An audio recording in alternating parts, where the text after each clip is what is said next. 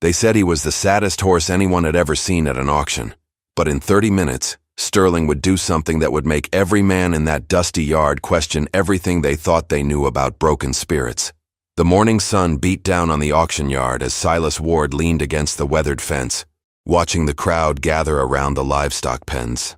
Dust swirled in the air, kicked up by restless horses, and the shuffling boots of ranchers looking for their next prize. The smell of hay and sweat filled his nostrils as he scanned the animals, each one telling a story through their stance, their eyes, their movements. That's when he saw him. In the far corner pen stood a black Mustang that seemed to carry the weight of the world on his shoulders. His head hung low, so low that his muzzle nearly touched the dirt. His coat, though black as midnight, had lost its shine, and his ribs showed through like fence posts under worn canvas.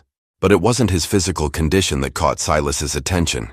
It was something deeper, something in the way the horse stood completely still, while others paced and snorted around him. Otis Caldwell, the auctioneer, was already calling out lot numbers, his voice carrying across the yard like a dinner bell. Ranchers moved from pen to pen, evaluating horse flesh with practiced eyes, running their hands along flanks and checking teeth. When they reached the black Mustang's pen, most didn't even pause. Those who did took one look and shook their heads, muttering under their breath about wasted space and feed. Silas pushed himself off the fence and walked closer. The horse didn't lift his head as Boots approached, didn't even flick an ear. Up close, Silas could see scars along the Mustang's neck and shoulders, not from abuse, but from something else entirely, something that told a story of survival. "Wouldn't waste your time on that one," came a voice behind him. Mercy Whitmore, his neighbor, had sidled up with her usual unsolicited advice. "That horse is done. Broken. Probably hasn't lifted his head in weeks." Silas didn't respond immediately. Instead, he stepped closer to the fence, studying the animal. There was something about the way the horse breathed, steady and controlled, that didn't match his defeated posture. His ears, though drooped, occasionally twitched at sounds around the yard. Most telling of all were his hooves, positioned not in the stance of a defeated animal, but planted like he was ready to move at a moment's notice. "Sometimes the ones that look the most broken are just the ones that have learned to wait," Silas finally said, his voice barely above a whisper. The auctioneer's voice grew louder as he approached their section. "Next up, Lot 17, Black Mustang, approximately 8 years old. As is where is." The bidding was lackluster. A few half-hearted calls came from the back, more out of courtesy than genuine interest. The horse never moved, never acknowledged the attention. Silas waited, watching, feeling something in his gut that he couldn't quite name. "Do I hear $50? Otis called out. Silence. 40? Come on. Folks, horse is horse. Silas raised his hand. 50. Mercy grabbed his arm. "Silas, what are you doing? That animal's not worth the rope to lead him home." 50 going once, Otis continued, scanning the crowd hopefully. Another voice called out from the far side. 60. It was Frank Morrison, a rancher known for buying cheap horses to work to death in his mines. Silas felt his jaw tighten. 75. The crowd began to murmur. Why was Ward bidding on a broken horse? What did he see that they didn't? Frank shook his head and walked away, unwilling to go higher for what he saw as poor investment. 75 going once, going twice. Otis's gavel rose in the air. That's when it happened. For just a moment, so brief that most missed it entirely, the black Mustang raised his head and looked directly at Silas. Their eyes met across the dusty yard, and in that instant Silas saw something that made his breath catch in his throat. Intelligence. Fierce, burning intelligence that had been carefully hidden behind a mask of defeat. The gavel came down. "Sold to Silas Ward for $75. As the crowd began to disperse, moving on to the next lot, Silas remained at the fence. The horse had already lowered his head again, resuming his pose of complete surrender. But Silas had seen what he had seen, and that brief moment of connection told him everything he needed to know. Mercy shook her head in disgust. $75 for a horse that'll probably be dead within a month. Sometimes I wonder about you, Silas. But as she walked away, Silas noticed something that made his pulse quicken. When no one else was looking, when all attention had moved to the next pen, the black Mustang shifted his weight ever so slightly and positioned himself facing the gate. He was waiting, and somehow, Silas knew that whatever this horse was waiting for was about to change everything. The rope felt heavier than it should have as Silas approached the pen gate. He'd handled hundreds of horses in his lifetime, but something about this moment felt different. The black Mustang hadn't moved from his position, head still lowered, but Silas could sense an alertness beneath the surface that made his hands steady themselves on the latch. "Easy there," he murmured, though he wasn't sure if he was talking to the horse or himself. The gate creaked open, and Silas stepped inside. The Mustang's ears flicked once, a subtle acknowledgement, but his head remained down.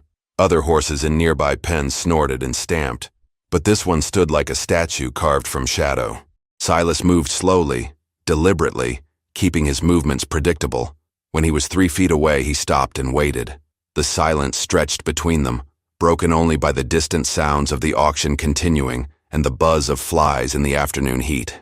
"I know you're listening," Silas said quietly. "And I know you're thinking. Question is, what are you thinking about?"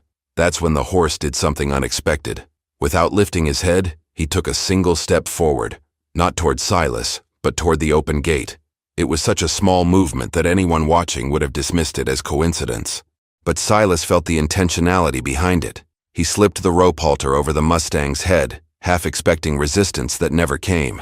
The horse accepted it with the same resigned posture, but when Silas gently pulled forward, the animal followed with a fluidity that contradicted his broken appearance.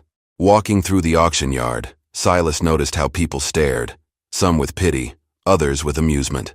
Old Pete Hawkins actually laughed out loud.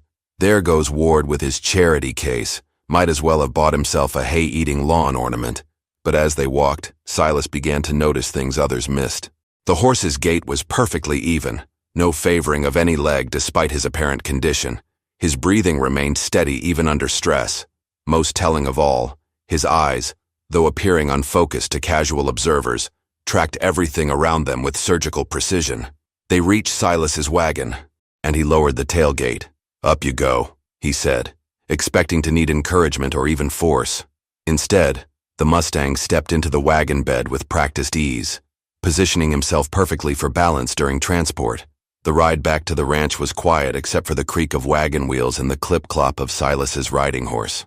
But every few minutes, Silas would glance back and catch the Mustang's head turned slightly, studying the landscape they passed through. The horse was mapping their route, learning the terrain, filing away information that a truly broken animal would never bother to collect. Back at the ranch, Silas led the Mustang to an empty stall in the barn. The moment they crossed the threshold, something shifted. The horse's entire demeanor changed for perhaps 3 seconds. His head came up, his ears pricked forward, and his eyes swept the barn interior with the intensity of a general surveying a battlefield. Then, just as quickly, he resumed his defeated posture. Silas filled the water trough and spread fresh hay, watching as the horse approached both with careful deliberation. He drank deeply, but not desperately. He ate steadily, but remained alert to every sound around him. As the sun began to set, painting the barn in golden light, Silas leaned against the stall door and studied his purchase. "I don't know what happened to you," he said softly, "or what you're hiding from. But whatever it is, you're safe here." The horse paused in his eating, just for a moment, and Silas could have sworn he saw the animal's shoulders relax by the smallest degree. But as night fell and Silas headed toward the house, he didn't notice the way the Mustang positioned himself in the stall, not with his back to the door like most horses, but facing it, ready for whatever might come. And he certainly didn't see the way those dark eyes followed his movement until he disappeared from view, calculating distances and memorizing patterns with the precision of a predator rather than prey. 3 days passed, and the horse that everyone called broken hadn't touched a single piece of grain. Water, yes. Hay, occasionally. But the oats Silas left remained untouched, growing stale in the feeding bucket. It was Mercy Whitmore who noticed first, arriving with her usual basket of criticism disguised as neighborly concern. "That horse is going to starve himself to death," she announced, peering into the stall where the Mustang stood in his familiar defeated pose. "Mark my words, Silas, you've bought yourself a slow suicide." Silas didn't respond immediately. He'd been watching too, and what he saw didn't match Mercy's assessment. The horse wasn't wasting away. If anything, he seemed to be maintaining his weight better than expected for an animal eating so little. There was something deliberate about his refusal of the grain, something that suggested choice rather than illness. "Maybe he's just particular about his food," Silas said, though even to his own ears it sounded weak.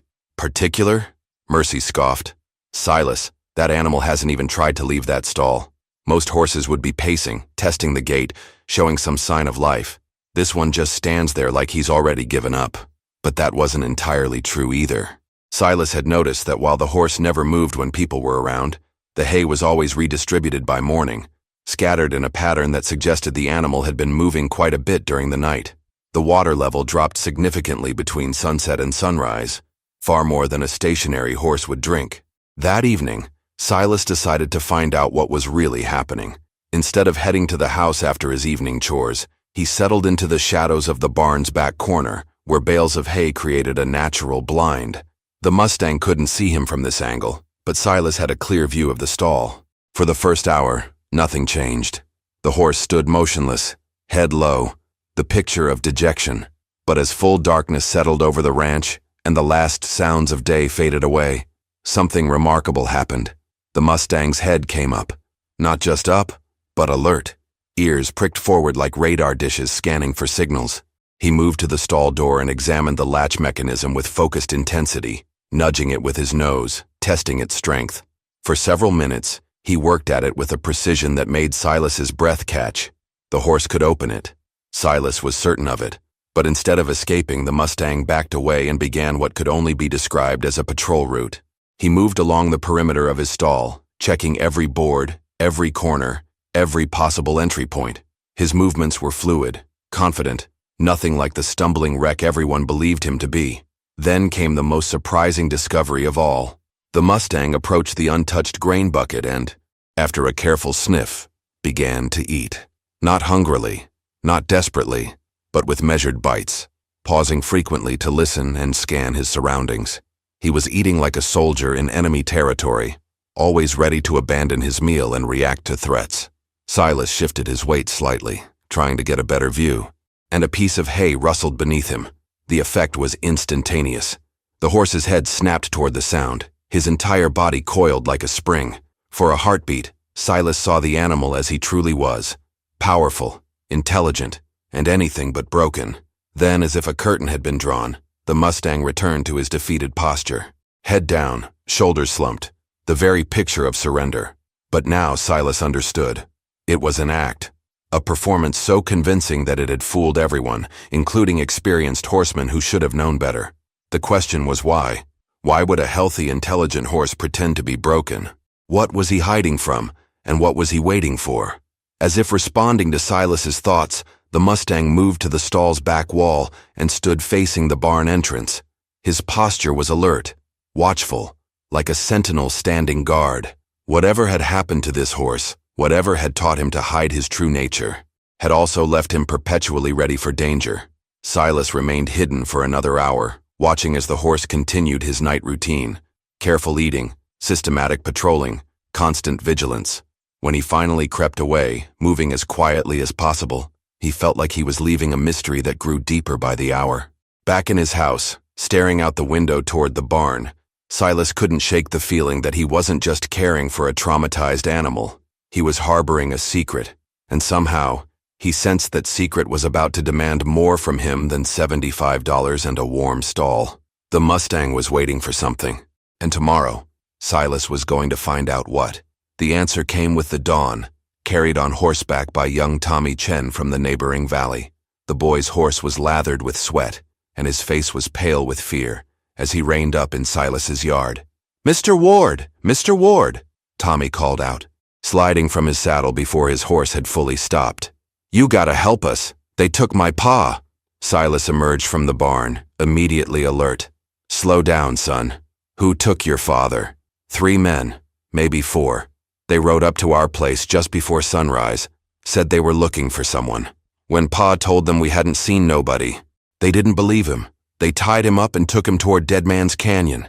The blood in Silas's veins turned cold. Dead Man's Canyon was 20 miles of treacherous terrain, perfect for hiding someone you never wanted found. "Did you recognize any of them?" "No, sir, but they were asking about a horse." "A black horse. Said someone stole it from them and they were going to get it back along with the thief who took it." Silas felt the pieces clicking into place like tumbler locks falling open. His eyes moved to the barn, where the Mustang stood in his stall, maintaining his broken facade. But now Silas understood why the horse had been pretending, why he'd seemed so alert, so ready for danger. He wasn't broken. He was hiding. "Tommy, ride to town and get Sheriff Morrison. Tell him what happened and where they're headed. Can you do that?"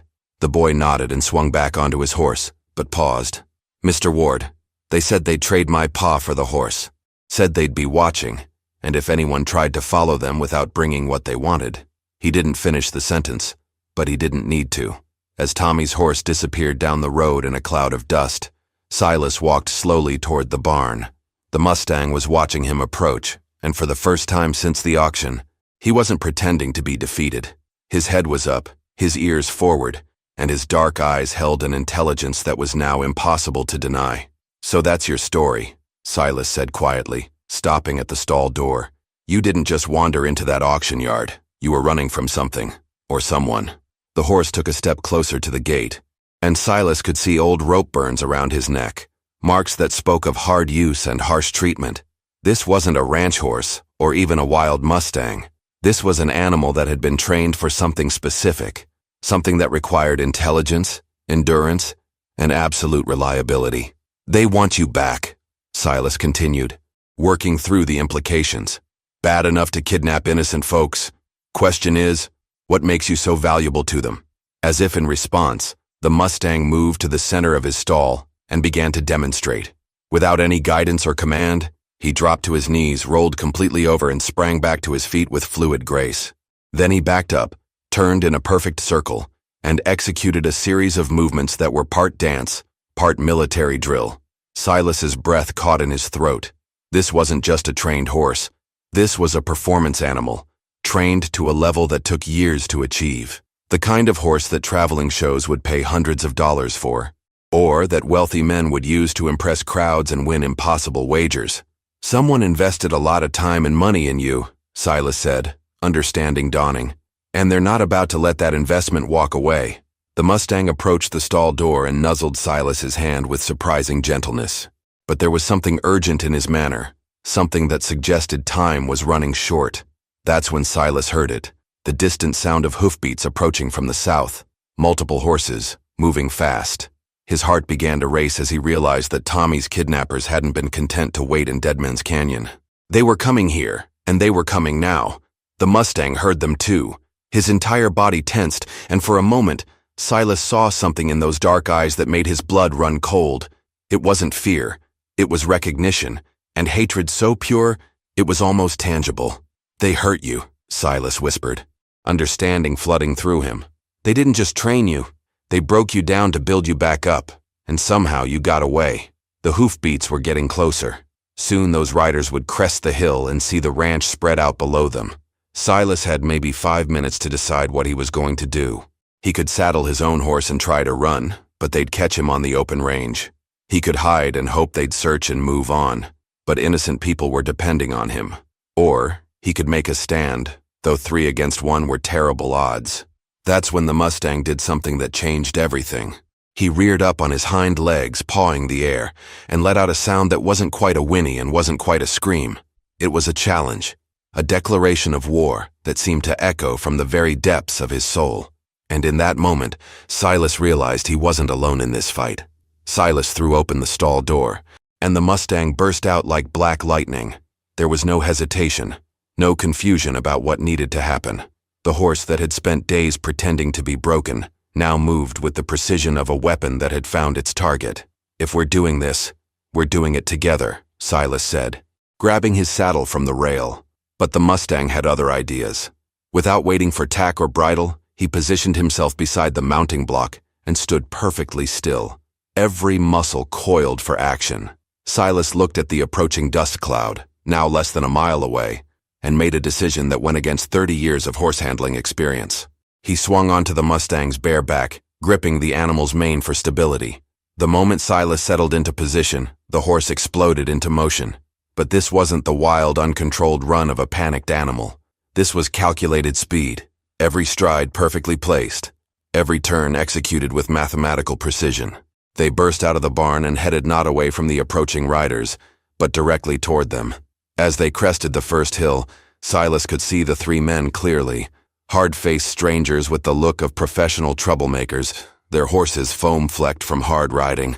The leader, a man with a scar running from his eye to his jawline, raised his hand to signal a halt when he spotted Silas and the Mustang. "That's far enough," the scarred man called out, his voice carrying across the distance. "We just want our property back. Nobody needs to get hurt." But the Mustang had no intention of stopping.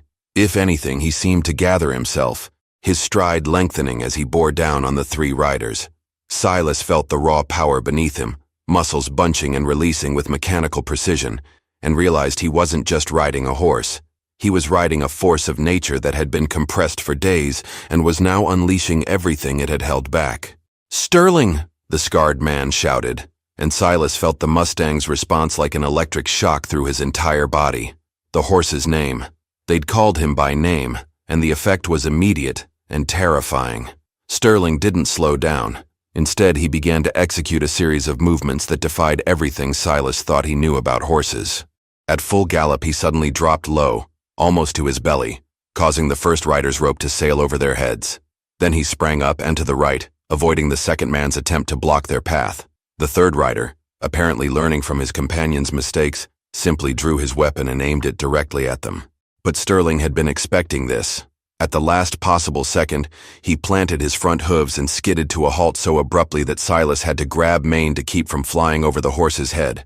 The sudden stop caused the gunman's shot to go wide, and before he could fire again, Sterling pivoted on his haunches and kicked out with both hind legs. The precision was surgical. His hooves caught the man's weapon and sent it spinning through the air while somehow avoiding the rider entirely. "What in the hell?" the scarred man gasped, struggling to control his own mount as Sterling circled them like a predator. That's when Silas understood what he was witnessing. This wasn't just a trained performance horse. Sterling was a war horse, trained for combat, for taking on multiple opponents, for turning his own body into a weapon when needed. The kind of animal that armies would kill for, that generals would trade entire companies to possess. "You trained him for fighting," Silas called out, pieces of the puzzle falling into place. But he learned too well, didn't he? Started thinking for himself instead of just following orders. The scarred man's face twisted with rage. "That horse is worth more than this entire ranch. He can do things no other animal alive can do. We invested 3 years breaking him, training him, making him perfect. And then he escaped," Silas continued, feeling Sterling's muscles tense beneath him as the horse prepared for the next phase of whatever he had planned. "Got away from your traveling show, or your private army, or whatever operation you're running." "He belongs to us," another rider shouted. "We've got papers." But Sterling had heard enough.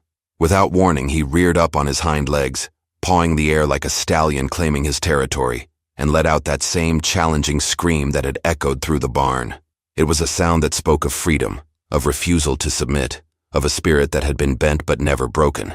When his front hooves hit the ground, Sterling began to move in patterns that seemed almost choreographed.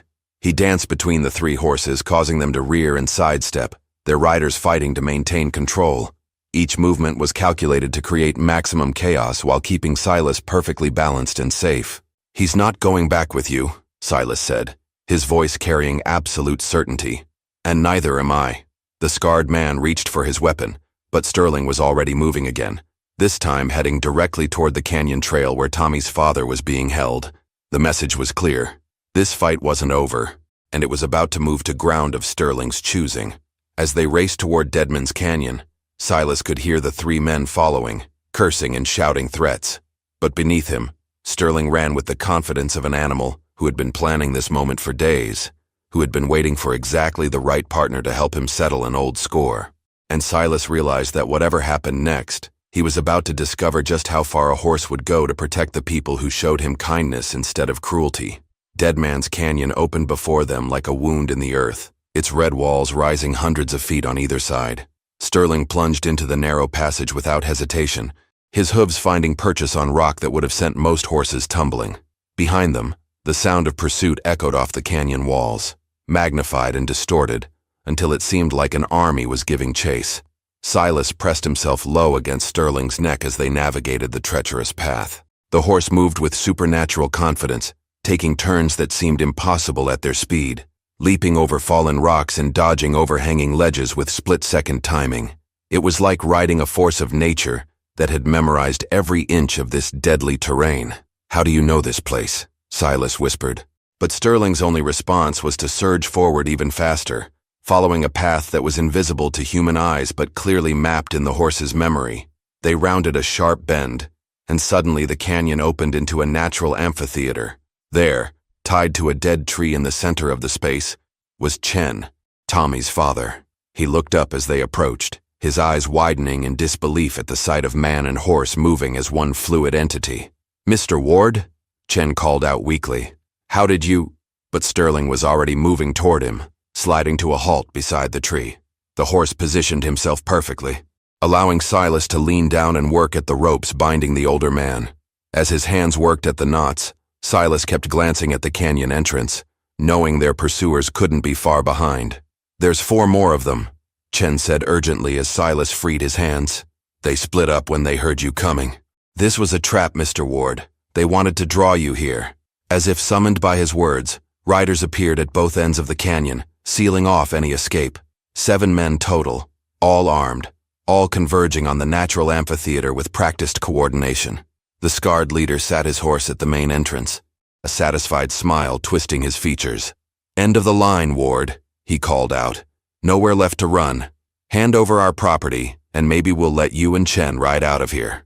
Silas helped Chen to his feet, his mind racing through options that all seemed to lead to the same conclusion. They were trapped, outnumbered, and facing men who clearly had no intention of honoring any deal they made. That's when Sterling did something extraordinary.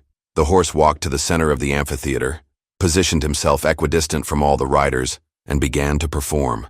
Not the tricks Silas had seen in the barn, but something far more complex. Sterling reared, spun, and danced through movements that were part combat, part artistry, and entirely mesmerizing. The riders pulled up short, transfixed by the display. Even their horses seemed hypnotized by Sterling's fluid grace, their heads tracking his movements with rapt attention. For several minutes, the canyon filled with nothing but the sound of hooves on stone as Sterling wove his spell. "Beautiful, isn't he?" the scarred man said, his voice filled with possessive pride. 3 years of training, every movement perfect, every response precise, worth every beating it took to teach him proper respect. At those words, something changed in Sterling's performance. The graceful movements became sharper, more aggressive. His eyes, which had been focused inward on his routine, suddenly fixed on the scarred man with laser intensity. "You made one mistake," Silas said, understanding flooding through him as he watched Sterling's transformation. "You taught him to be smart. Smart enough to remember. Smart enough to choose." Sterling's dance was becoming something else entirely. A challenge, a declaration, a promise of retribution that made the air itself seem to crackle with tension. The other horses began to shift nervously, sensing the change in atmosphere. "He's not performing for you anymore," Silas continued, backing toward Chen as Sterling positioned himself between them and the riders.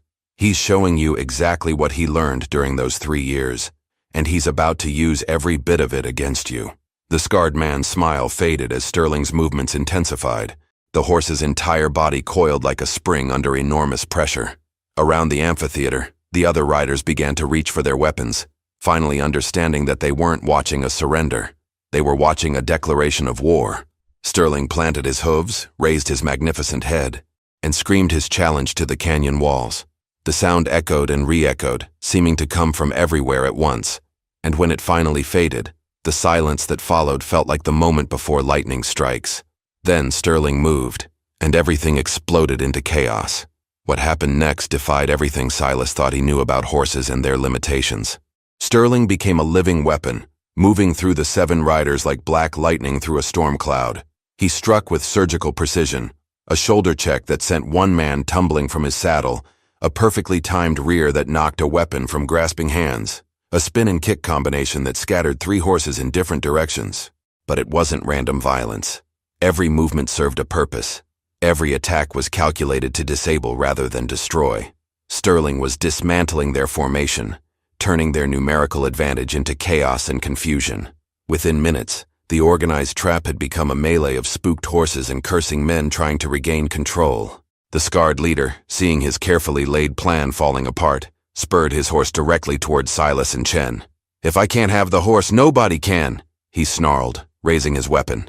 Sterling appeared between them as if materializing from thin air. He reared up, his hooves catching the leader's gun hand and sending the weapon spinning away. But the man wasn't finished. From his boot, he pulled a long knife and lunged forward, aiming for Sterling's throat. The blade never found its mark. Sterling twisted away from the strike and, in the same fluid motion, swept the man from his saddle with a movement so precise it looked choreographed. The leader hit the ground hard and stayed down, his knife clattering across the rocks to land at Silas's feet. Around the amphitheater, the remaining riders were discovering that their horses had lost all interest in fighting. Sterling's display had awakened something primal in the other animals, a recognition of superiority, of a leader. They instinctively wanted to follow rather than oppose. One by one, they stopped responding to their riders' commands and began moving toward Sterling, drawn by an invisible magnetism. "It's over," Silas said, his voice carrying clearly in the sudden quiet. "Your horses know it even if you don't." The scarred man struggled to his feet, blood trickling from a cut on his forehead. "This isn't finished, Ward. That horse is still stolen property and will—" "No." The voice came from the canyon entrance, where Sheriff Morrison sat his horse with 3 deputies flanked out behind him. "I'd say this is very much finished." Tommy Chen rode behind the sheriff, his young face bright with relief at seeing his father safe. "We heard the commotion from 2 miles away," Morrison said, dismounting carefully. "Sounded like a war was being fought down here." The sheriff's eyes took in the scene. 7 men in various states of dishevelment, their horses clustered around Sterling like disciples around a prophet, and the black Mustang standing calm and composed in the center of it all, as if nothing unusual had happened. "These men kidnapped Chen," Silas said, helping the older man to his feet. "They were trying to force a trade for Sterling." "Is that so?" Morrison walked over to the scarred leader who was still holding his bleeding head. "Well then, I suppose we'll need to discuss this back in town. All of you." As the deputies began gathering up the defeated riders, Silas approached Sterling, who had returned to his calm, watchful stance. The horse nuzzled his shoulder gently, and Silas could feel the trust that had been built between them in those terrifying minutes of combat. $75, Chen said wonderingly, joining them. "You paid $75 for a horse that just took on 7 armed men and won." Silas ran his hand along Sterling's neck, feeling the powerful muscles beneath the midnight coat. "I didn't buy a horse," he said quietly. "I bought a partner. The kind that chooses to stay not because he has to, but because he wants to." Sheriff Morrison approached them, shaking his head in amazement. "In 30 years of law enforcement, I've never seen anything like that. That horse fought like he was settling a personal score." "He was," Silas said, understanding the full story now. "They broke him down to build him back up, but they underestimated what they were dealing with. Sterling didn't just learn their lessons, he learned to think for himself." As the sun climbed higher over Dead Man's Canyon, painting the red walls gold with morning light, the strange procession began to make its way back to civilization. The defeated riders rode ahead under guard, their own horses still showing reluctance to move away from Sterling's presence. Tommy Chen rode beside his father, chattering excitedly about the rescue, while Sheriff Morrison documented the incident for his report. But Silas rode in comfortable silence, one hand resting on Sterling's neck, feeling the steady rhythm of the horse's breathing. They'd both found what they were looking for in that auction yard. Silas had found a partner who would stand with him against impossible odds. And Sterling had found something even more valuable, a person who saw his worth not in what he could be forced to do, but in who he chose to be. As they crested the final hill before town, Sterling paused for a moment and looked back toward the canyon. Then he turned his attention forward, toward home, carrying his chosen rider with the pride of an animal who had finally found where he belonged.